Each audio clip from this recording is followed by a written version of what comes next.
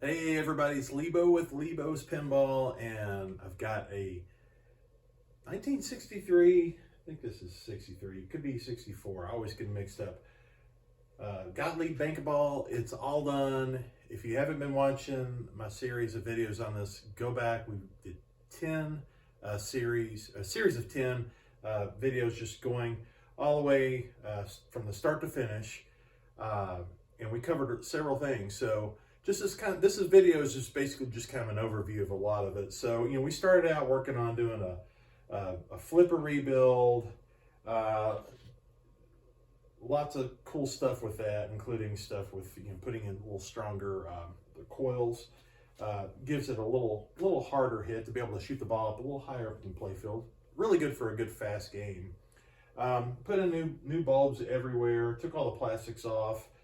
Cleaned everything and went with incandescent bulbs on this. This has LEDs, but they're all underneath the playfield. In fact, everything on the top, with maybe, I can't remember, I think it was right underneath the pop bumpers. I think we did go with LEDs there. But everywhere else, even some places where I thought I might stick an LED above the playfield, actually reverse that and then put in incandescent bulbs, even up in the upper part around the orbits. But the sling coils, or I'm sorry, the slings, they were rebuilt. Of course, re-sleeved the coils for that, and tightened up the switches. Underneath the playfield, we had some burnt areas. We had a coil that was locked on with a pop bumper. Clearly, at some point, had a major meltdown, caused some charred wood. There was wood repair that was done, and then repainted that area underneath the playfield. That took quite a bit of work, pulling things apart and getting it ready to fix that wooded area, fix that area and repaint things. But it came together just fine. There was lots of metal parts underneath the playfield that you don't really see, when you're playing it, but when you're just trying to kind of clean things up, you get wrapped into it, and you really want to make it look nice. So a little bit of attention was spent there.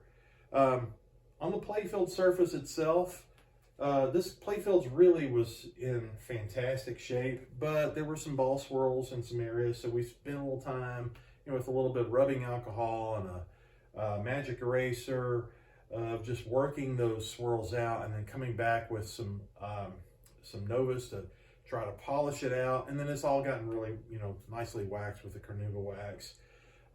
But yeah, the playfield is looking nice. That also included the ball shooter lane. I spent quite a bit of time actually getting some of the dirt out and sanding a lot of that area. It got re-clear coated through there, and of course it's been waxed. A lot of the metal parts that were over in that area too, they were all removed and polished out, and it made quite a nice difference. Back to the pop bumpers. Not only did I mentioned about the lights, but the pop bumpers completely rebuilt, because we had to have them part number one to fix that burnt area. But when we put it back together, brand new parts completely threw out of it. And the coils, all the coils were replaced, and this is the first time for me actually trying this out, but I put in a little stronger coil, the yellow dot versions of those coils. So, a good question came up before, how much more is the yellow dot? How do they do it? Is it, actually I need to go ask Steve Young so I could know for sure if he's putting in heavier gauge wire and fewer turns or what, but you would think that would be a completely different coil as far as the specs, but it's the same spec, just a little stronger version of it. So actually I don't know how that's actually done, but anyways, there's a stronger coil there, so when it hits, it is hitting with authority. Really like how responsive it is, and the switches on the skirts have been tightened up to where they are really nice and responsive. Of course, when we went to go put it all back together, put brand new bands throughout, but these are not rubber bands, these are silicone bands, so these will last quite a bit longer than rubber. Easy to clean up, a little bit of naphtha, just anytime you start to build up some of the little black marks that come over time, that wipes right off, real easy. So those bands, probably not something you're going to need to, that the owner's going to need to worry about. I don't know, maybe ever. It should go a very, very long time. Okay, back on polishing out some of the metal parts and just making the metal look better. The lock bar. So the lock bar got nice treatment. The end caps were looking kind of rough, so we put brand new ones on there. But before we did that, we polished out the whole middle section of the lock bar. So that took a bit of work of just getting it up to a nice luster, but it did come together quite well. Other things, other metal parts like the ball shooter and the elevator, those were all taken care of, as well as the inside parts related to that, all polished out and nice and clean.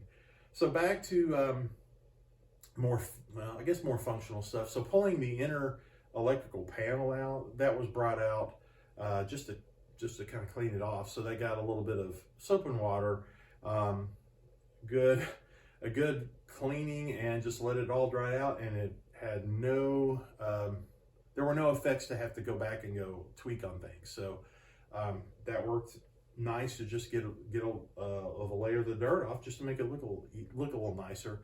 Things like the wire color and all that, that's easier to see because you just don't have the dirt that's on there. So that was dealt with. But now that we had that panel out, that allowed us to also have time to run a ground strap that never existed on this game before. And so this ties the ground that comes in, from the socket to all the metal parts on the outside. That's now actually properly grounded. That way, when you're standing here and you're touching things, you're not trying to shock yourself. So that was taken care of. The stepper units in the back, there's a couple stepper units. One of them I completely had it apart and scrubbed it clean, put new sleeve on the coil, and just very slightly or lightly oiled some of the metal contact points so that when it moves around, it moves nicely. There was a coil in the back that rings a bell. That one had a little bit of work that was done to make it work nice and smooth. There was not a sleeve that I could replace on that one because it was a metal one that is pressed into a coil. I guess it would not come out, and it is kind where it has it extends on both ends. There's not a flange in the middle of it like you see on some of the coils. So that one was a little different to me, new for me, but it's working great. No issues with that.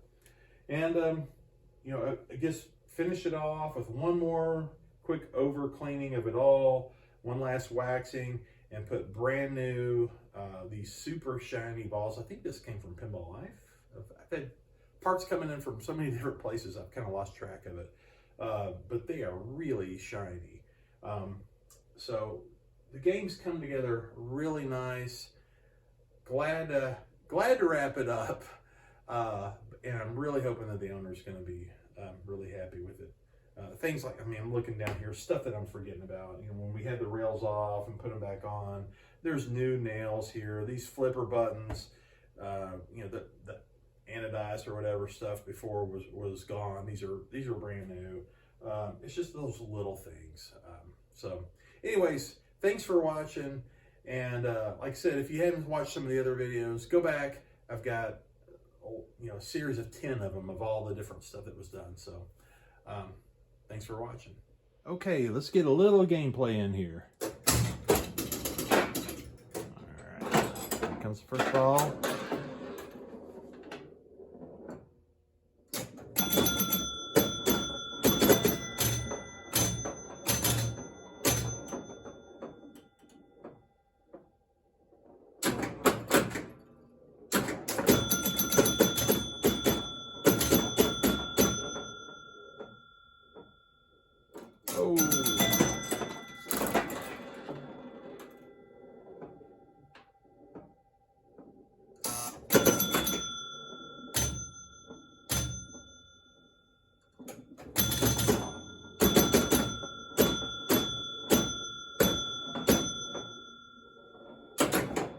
Oh my goodness.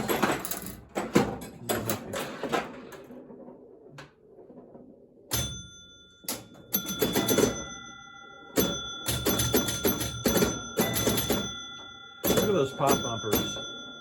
I love how responsive and energetic they are. I guess that's the way to say it. They're strong and they play really nice.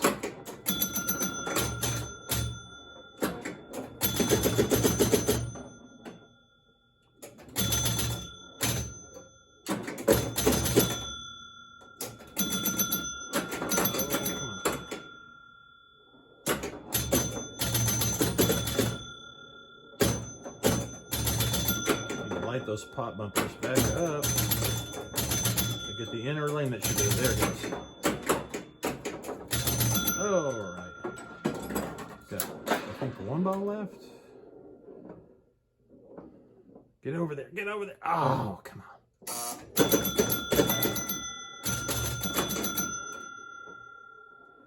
All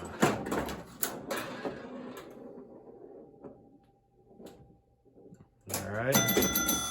Two, come on.